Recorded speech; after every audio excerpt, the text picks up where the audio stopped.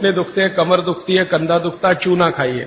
फिर वो कहते हैं कि इतना ही नहीं, शरीर में कैल्शियम जो है ना, कैल्शियम ये एक घटक है, माइक्रो न्यूट्रिएंट इसको कह सकते हैं अंग्रेजी में, सूक्ष्म पोषक तत्व है। ये कैल्शियम के बारे में जो गंभीर बात है आज के विज्ञान के हिसाब से जो मैं कहना चाहता हूं, भागवत जी ने तो 3500 साल पहले कह दिया, आज का विज्ञान उसको प्रूव कर रहा है, कंफर्म कर रहा है, वो ये कि कैल्शियम की कमी अगर शरीर को है तो आपको 20 नहीं 50 बीमारियां आएंगी। कैल्शियम की कमी अगर है शरीर को तो 50 बीमारियां आएंगी। क्या क्या आ सकता है? हर तरह का दर्द आपको होगा, हर तरह का, मांसपेशियों का दर्द, हड्डियों का दर्द, सब तरह का। हड्डियों की जितनी विकृतियां हैं वो सब कैल्शियम की कमी से आएंगे। हड्डियों के जितने रोग हैं वो सब कैल्शियम की कमी से आएंगे। फिर वो कहते हैं कि रक्त के बहुत सारे रोग कैल्शियम की कमी से आते हैं, रक्त के रोग, खून की बीमारी। फिर वो कहते हैं कि बहुत सारे कफ के रोग कैल्शियम की कमी से आते हैं। तो कैल्शियम कम नहीं होने देना चाहिए। जो विज्ञान आज का कहता है, आधुनिक विज्ञान ये कहता है कि कैल्शियम वो माइक्रो न्यूट्रिएंट है, वो सूक्ष्म पोषक तत्व है जिसके शरीर में रहने पर ही दूसरे सूक्ष्म पोषक तत्व उपयोगी होते हैं। ये 12-15 साल का रिसर्च है, एक वाक्य में मैंने खत्म कर दिया। कैल्शियम की उपस्थिति में ही बाकी सभी सूक्ष्म पोषक तत्व उपयोगी होते हैं।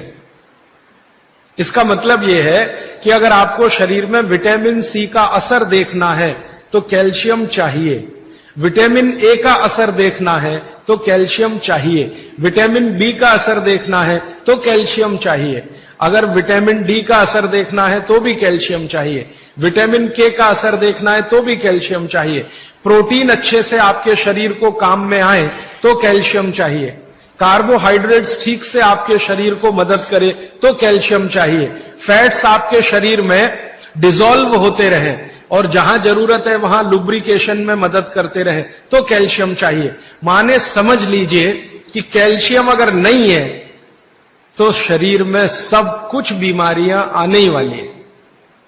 इसलिए कैल्शियम की उपलब्धता शरीर को होनी ही चाहिए। अब इसके बारे में भागवत जी कहते हैं, आधुनिक विज्ञान ने अभी प्रूव किया, भागवत जी पहले ही कह गए कि हमारे शरीर की 40 वर्ष की उम्र तक, 40 से 45 वर्ष की उम्र तक जो कुछ भी हम खा रहे हैं इसी में से हमको कैल्शियम मिलता रहता है। सबसे ज्यादा कैल्शियम आप जानते हैं दूध में है, दूध, फिर दूध के बाद दही, दही के बाद मट्ठा, मट्ठे के बाद मक्खन, मक्खन के बाद घी, इन सब में भरपूर कैल्शियम है। फिर आपने खाया संतरा, मौसम्मी, नारंगी, अंगूर, द्राक्ष, जो भी खट्टे फल, आम वगैरह वगैरह, सब में कैल्शियम भरपूर मात्रा में है। फिर सबसे ज्यादा कैल्शियम फलों में माना जाता केले में है।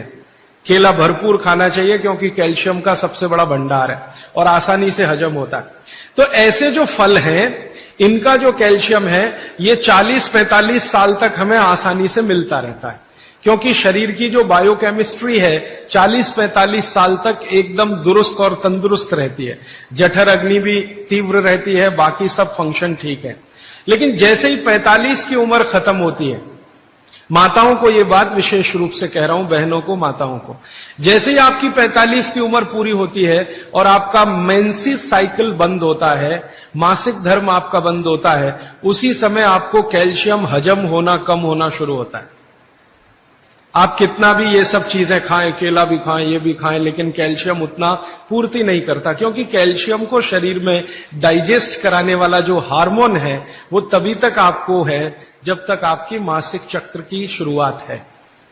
मासिक चक्र बंद होते ही ये हार्मोन कम होता है। आप जानते हैं कई हार्मोन्स कम हो जाते हैं, तो कैल्शियम डाइजेस्ट होना बहुत मुश्किल होता है।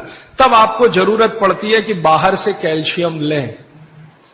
इसलिए सब माताएं इस बात को ध्यान दें और इसको गांठ बांध लें कि 45 की उम्र होते ही चूना खाएं, क्योंकि अतिरिक्त बाहर से कैल्शियम उसी से मिलेगा।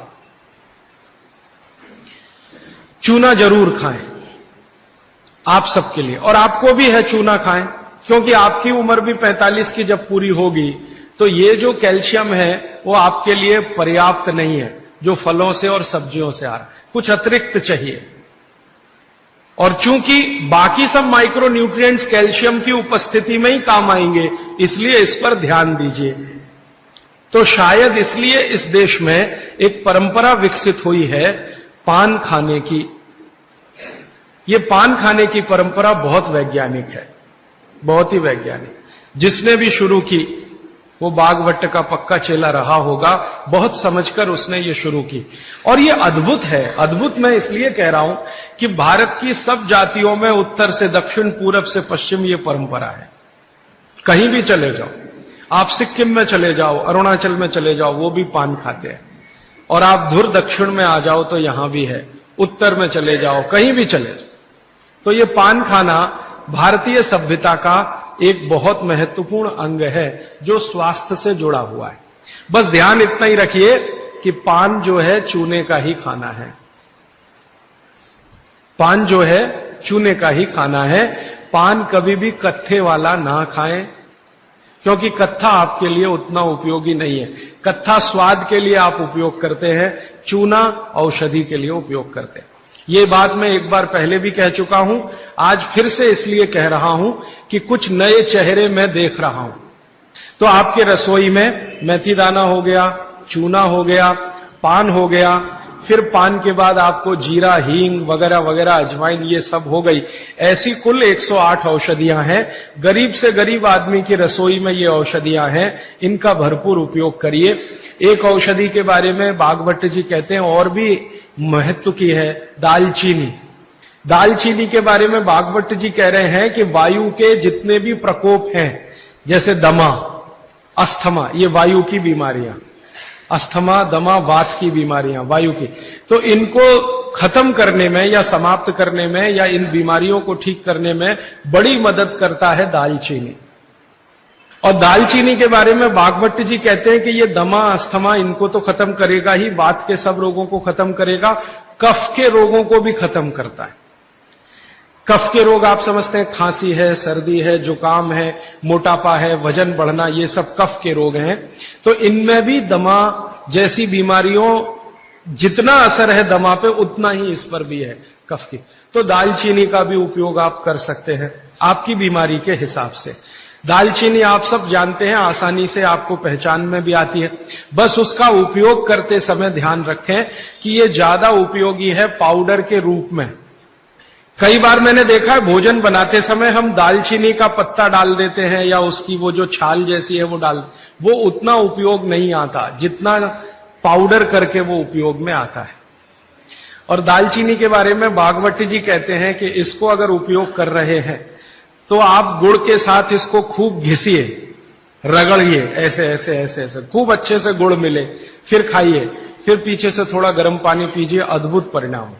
और अगर आप शहद ले सकते हैं तो शहद के साथ तो इसका मर्दन, मर्दन एक शब्द उन्होंने इस्तेमाल किया, मर्दन माने घिसना, रगड़ना।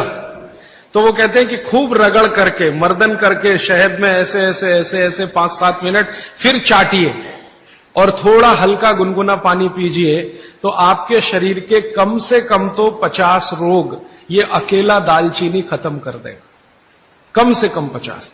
कफ के रोग और वात के रोग। तो ऐसी बहुत सारी चीजें अपने रसोई में है।